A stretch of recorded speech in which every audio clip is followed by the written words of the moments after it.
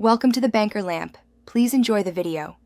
You start now. Put your AirPods in their case and make sure they have at least 20% charge so pairing won't fail.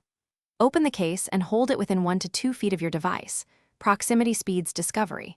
On your phone or tablet, enable Bluetooth and keep the Bluetooth settings or setup screen visible. This immediate setup reduces interference and lets the device scan. Once your case is open, watch for the AirPods animation or a prompt to continue.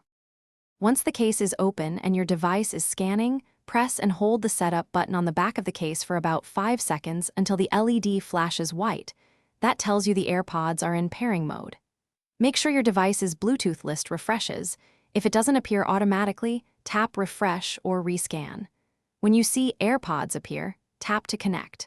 The device negotiates security and profiles. Wait until it confirms connection after selecting your AirPods, confirm they appear as the audio output and test Siri or media sound to verify profiles loaded correctly. This ensures both left and right channels and microphone are working.